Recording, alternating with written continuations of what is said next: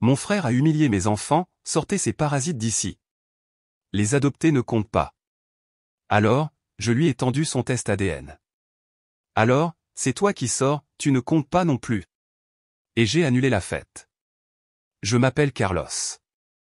J'ai 37 ans et voici l'histoire de la façon dont mon monde, ma famille et surtout celui de mon frère Alex, ont changé à jamais en une seule journée. Tout a commencé il y a quelques années, lorsque ma femme, Laura, et moi avons découvert que nous ne pouvions pas avoir d'enfants biologiques. Ce fut un coup dur. Nous étions jeunes, fraîchement mariés et rêvions de remplir notre maison de rire et du bruit des petits pieds courant dans le couloir. Mais après plusieurs tentatives, des consultations médicales et des larmes, les médecins ont été clairs, Laura ne pouvait pas concevoir. Nous nous sommes assis sur le canapé de notre petite maison, nous tenant l'un l'autre et pleurant ensemble. Mais nous avons également décidé de ne pas abandonner. Si nous ne pouvions pas avoir d'enfants biologiques, nous les aurions d'une autre manière. C'est ainsi que nous en sommes venus à l'adoption. Nous avons adopté Sophia et Lucas quand ils avaient à peine 2 et 3 ans. Ils étaient frères et sœurs et avaient vécu dans un orphelinat après une triste histoire que je ne partagerai pas ici, car elle ne m'appartient pas. Dès l'instant où je les ai vus, j'ai su que c'étaient mes enfants.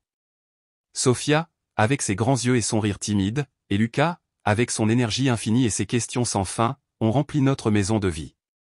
Laura et moi les aimons comme s'ils étaient venus de nous, car dans nos cœurs, ils étaient à nous.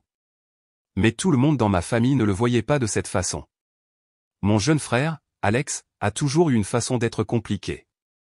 Il a 5 ans de moins que moi, et depuis que nous sommes enfants, il a toujours voulu être le centre de l'attention.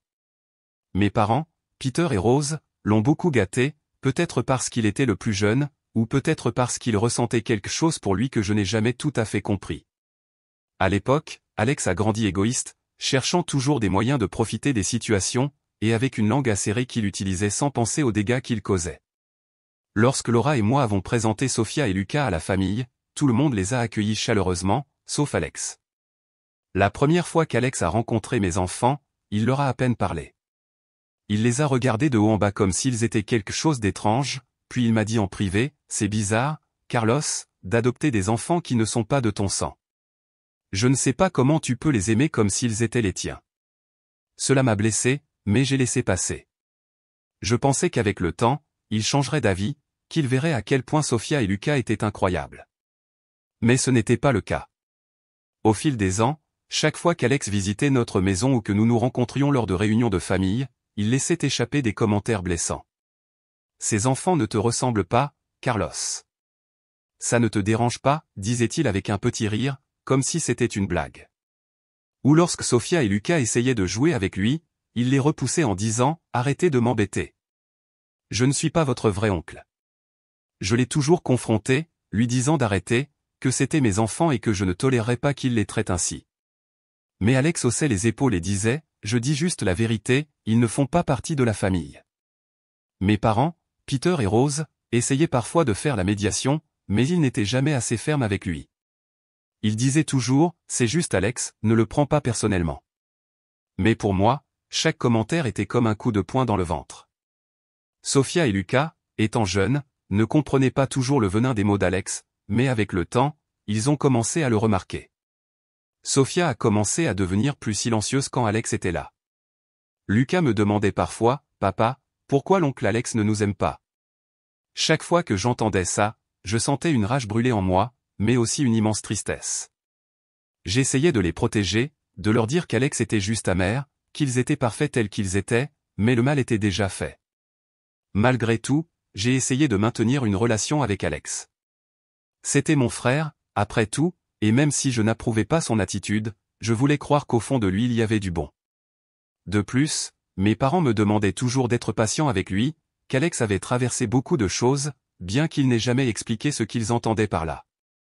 Alors, j'ai continué à l'inviter à des réunions, à l'aider quand il avait besoin de quelque chose, parce que c'est ce que font les familles, n'est-ce pas? Bien que parfois je me demandais si cela en valait la peine. Un jour, Alex m'a appelé au téléphone. Sa voix était pleine d'enthousiasme, chose rare pour lui, car il avait toujours l'air que le monde lui devait quelque chose.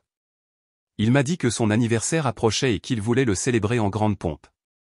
Il voulait louer une salle d'événements élégante avec un service de traiteur de luxe, de la musique live et une liste d'invités comprenant des personnes importantes qu'il avait rencontrées dans son nouveau travail d'agent immobilier. Mais comme toujours, il y avait un problème, il n'avait pas l'argent. Carlos, tu as toujours été le responsable, celui qui a tout sous contrôle, m'a-t-il dit avec ce mélange de flatterie et de manipulation qu'il utilisait toujours. J'ai besoin de ton aide pour ça. Je ne veux pas que mes amis pensent que je suis fauché. Si tu me prêtes l'argent pour la fête, disons $10 000, je te rembourserai petit à petit, je te le promets. Ce n'était pas la première fois qu'Alex me demandait une faveur. Ces dernières années, je l'avais aidé avec le loyer, avec les factures, même avec un prêt pour une voiture qu'il n'a jamais fini de payer. Mais cette fois, c'était différent, ce n'était pas une urgence, mais une fête pour nourrir son ego. Je voulais dire non, mais quelque chose en moi, peut-être l'espoir qu'une fois Alex apprécierait quelque chose, m'a fait céder. D'accord, Alex, ai-je dit, mais c'est la dernière fois que je te sors d'affaire. Je vais organiser la fête, mais je veux que tu invites toute la famille, y compris Sophia et Lucas, et tu ferais mieux de bien les traiter. Bien sûr, a-t-il répondu rapidement. Ce sera une super soirée, tu verras. Tout le monde va s'amuser. Organiser la fête n'a pas été facile. Trouver une salle élégante, engager un bon service de traiteur, un groupe de musique live et tout ce qu'Alex voulait coûter une fortune. Laura m'a prévenu de ne pas lui faire confiance, qu'Alex trouvait toujours un moyen de nous décevoir, mais j'ai insisté. Je voulais que mes enfants voient que malgré tout, nous étions une famille unie. Je voulais qu'Alex, pour une fois, montre un peu de gratitude. Le jour de l'anniversaire d'Alex est arrivé et tout semblait parfait. La salle était décorée avec des lumières élégantes, les tables étaient recouvertes de nappes blanches et des serveurs servaient des canapés et des verres de vin aux invités. Alex était dans son élément, se montrant à ses amis, tous habillés comme s'ils allaient à un gala. Mes parents, Peter et Rose, étaient assis à une table, souriant fièrement en regardant Alex profiter de sa journée. Laura, Sophia, Lucas et moi sommes arrivés un peu plus tard, mais nous avons veillé à apporter un cadeau pour Alex, une bouteille de whisky cher que je savais qu'il aimait. Sophia et Lucas étaient excités. Ils avaient passé toute la semaine à parler de la fête, de la façon dont ils voulaient faire un câlin à leur oncle et lui souhaiter un joyeux anniversaire. Laura et moi les avons préparés. Nous leur avons dit de bien se comporter, mais nous leur avons également rappelé que si Alex disait quelque chose de déplacé, il devait nous le dire immédiatement. Je ne voulais plus que mes enfants souffrent à cause de son attitude. La soirée se passait bien. Le groupe jouait une musique douce, les invités discutaient et riaient, et Alex semblait être au sommet du monde. Quand est venu le temps des félicitations, les invités ont commencé à s'approcher de lui un par un pour lui souhaiter un joyeux anniversaire. J'ai vu Sophia et Lucas prendre leur petit cadeau, un dessin que Sophia avait fait et une carte que Lucas a écrite, et se sont dirigés vers Alex avec des sourires nerveux. « Joyeux anniversaire, oncle », a dit Sophia, tendant son dessin. « Ouais, joyeux anniversaire », a ajouté Lucas, offrant la carte. La salle était pleine de monde, mais à ce moment-là, tout a semblé s'arrêter. Alex a regardé mes enfants avec une expression que je n'oublierai jamais, un mélange de mépris et de dégoût.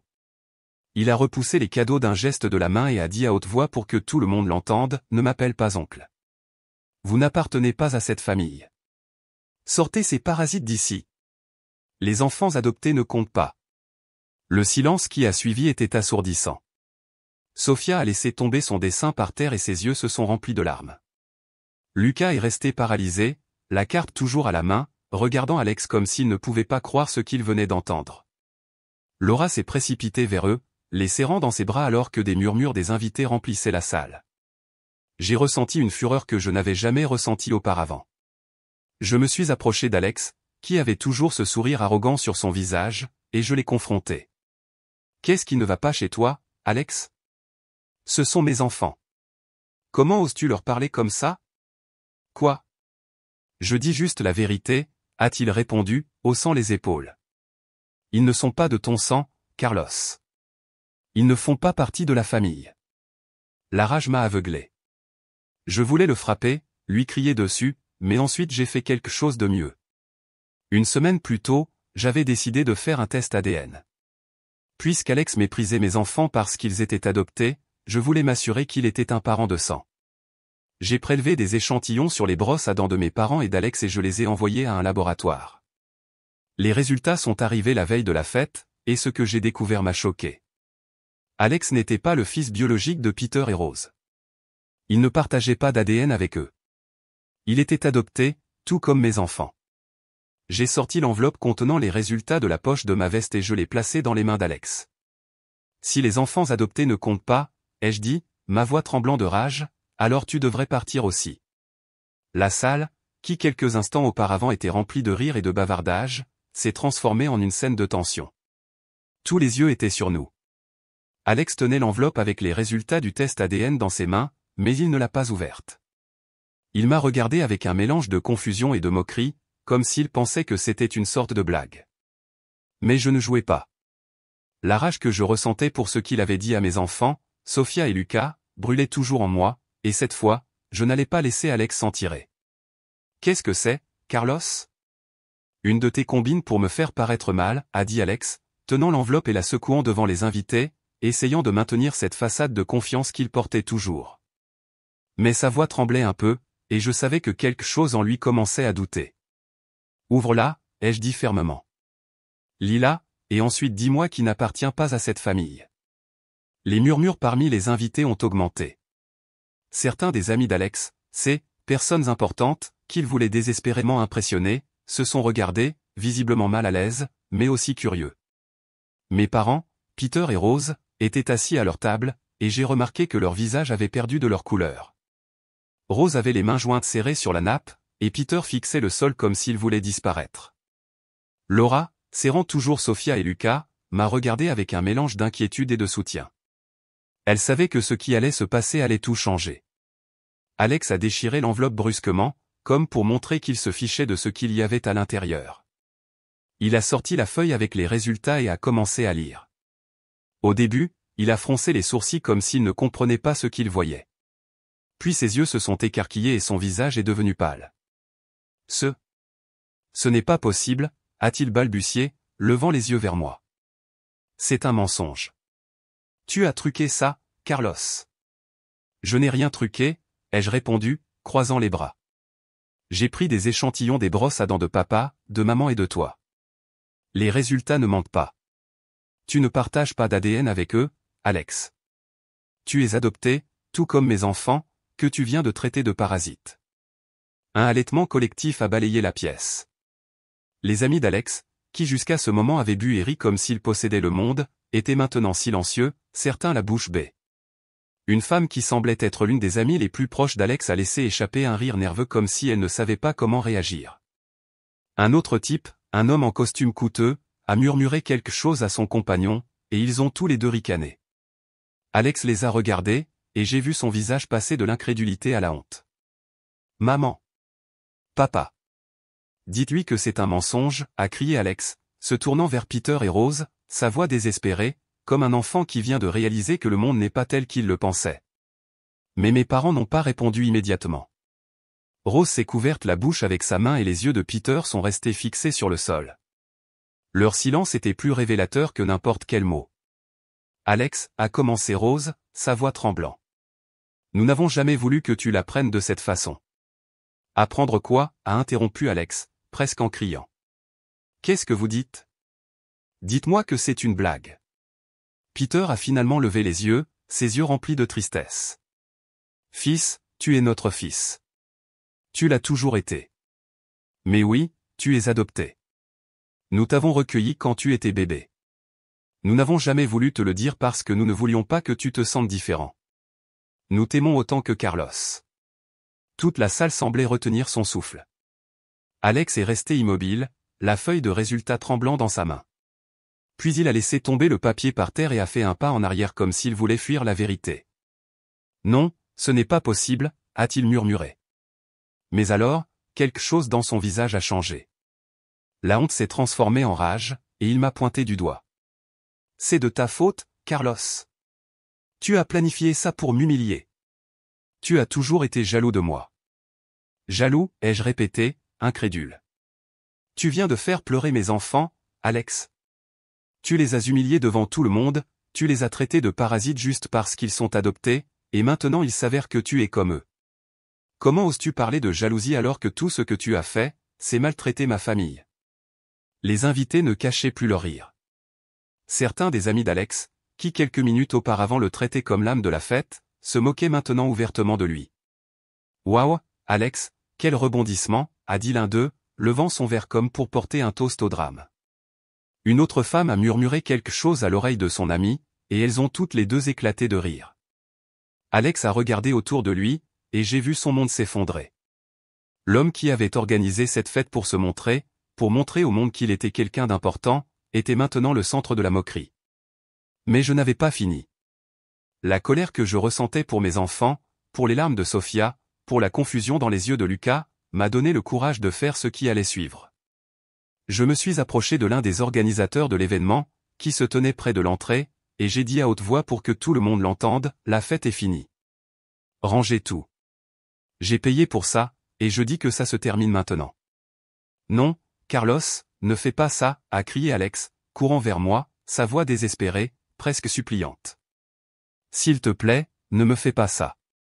C'est mon anniversaire. Tu ne peux pas annuler la fête. »« Je ne peux pas, » ai-je répondu, le regardant droit dans les yeux. « Tu as dit que les enfants adoptés ne comptaient pas, Alex. Donc, selon tes propres mots, tu ne comptes pas sort. » L'organisateur a hoché la tête et a commencé à donner des instructions à son équipe. Les serveurs ont commencé à débarrasser les tables, le groupe a cessé de jouer et les lumières de la salle se sont allumées, brisant l'atmosphère de fête. Les invités, certains confus, d'autres visiblement amusés par le spectacle, ont commencé à rassembler leurs affaires. Certains ont dit au revoir à Alex avec des tapes dans le dos et des commentaires sarcastiques comme « Bonne chance, champion » ou « Quel anniversaire mémorable ». Alex se tenait au centre de la salle, regardant tout s'effondrer. Il a essayé de parler à ses amis, de les convaincre de rester, mais la plupart étaient déjà partis. Mes parents se sont approchés de lui, essayant de le consoler, mais Alex les a repoussés brusquement. « Ne me touchez pas.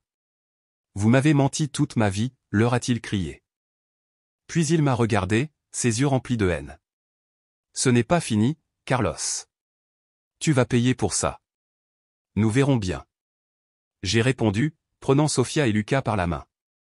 Laura nous a suivis, et ensemble nous avons quitté la salle, laissant Alex seul au milieu de sa fête ruinée. Ce soir-là, quand nous sommes rentrés à la maison, Sophia et Lucas n'ont pas beaucoup parlé. Ils sont allés dans leur chambre, et Laura et moi sommes restés dans le salon, essayant de comprendre ce qui s'était passé. Je me sentais déchiré. D'une part, j'étais furieux contre Alex pour ce qu'il avait dit à mes enfants. D'autre part, je ne pouvais m'empêcher de ressentir une douleur de culpabilité pour la façon dont j'avais géré les choses. J'avais humilié mon frère devant tout le monde, et même s'il le méritait, je savais que ce qui s'était passé ce soir-là laisserait des blessures profondes dans notre famille. J'ai essayé de parler à Sophia et Lucas le lendemain. J'ai expliqué que ce qu'Alex avait dit n'était pas vrai, qu'ils étaient mes enfants à tous les égards, et que personne ne pouvait leur enlever cela. Sophia a hoché la tête, mais est restée silencieuse, son regard distant. Lucas, qui avait toujours été plus ouvert avec ses émotions, m'a serré dans ses bras et a dit « Papa, merci de nous avoir défendus. » Ce câlin m'a donné la force d'aller de l'avant, mais il m'a aussi brisé le cœur. Mes enfants ne devraient pas avoir à vivre une chose pareille. J'ai décidé que je n'allais plus aider Alex. Pendant des années, j'avais payé ses factures, l'avais sorti du pétrin, lui avais donné de l'argent qu'il n'a jamais remboursé, mais après ce qu'il a fait, je ne pouvais plus le faire. Le lendemain, j'ai annulé les virements automatiques que j'avais mis en place pour son loyer et ses dépenses. Je lui ai envoyé un message lui disant qu'à partir de maintenant, il devrait se débrouiller seul. Il n'a pas répondu. Un mois plus tard, j'ai découvert qu'Alex avait perdu son appartement. Il était furieux contre mes parents de ne pas lui avoir dit la vérité sur son adoption, alors il ne voulait pas leur demander de l'aide. Au lieu de cela, il s'est retrouvé dans la rue, vivant dans des refuges. Rose m'a appelé en pleurant, me demandant de l'aider, mais je suis resté ferme. Maman, Alex a franchi la ligne. Je ne vais plus le soutenir après ce qu'il a fait à mes enfants. Les mois suivants ont été difficiles. Sophia et Lucas étaient encore affectés par les mots d'Alex. Sophia a commencé à faire des cauchemars, et Lucas est devenu plus réservé, surtout quand nous parlions de famille. Laura et moi les avons emmenés chez un thérapeute, quelqu'un qui pourrait les aider à traiter la douleur et à comprendre qu'ils n'avaient rien fait de mal. Petit à petit, nous avons commencé à voir des améliorations. Sophia a recommencé à dessiner et Lucas a recommencé à parler davantage, voire à rire comme avant. Mais les dégâts étaient là, et je savais qu'il faudrait du temps pour guérir complètement. Quant à Alex, je ne lui ai pas parlé depuis. Mes parents ont essayé à plusieurs reprises de nous réconcilier, mais je ne suis pas prêt. Peut-être qu'un jour nous pourrons parler, mais pour l'instant, ma priorité est mes enfants. Ils sont ma famille, mon monde, et personne, pas même mon frère, n'a le droit de les faire se sentir moins bien. Abonnez-vous pour plus d'histoires quotidiennes.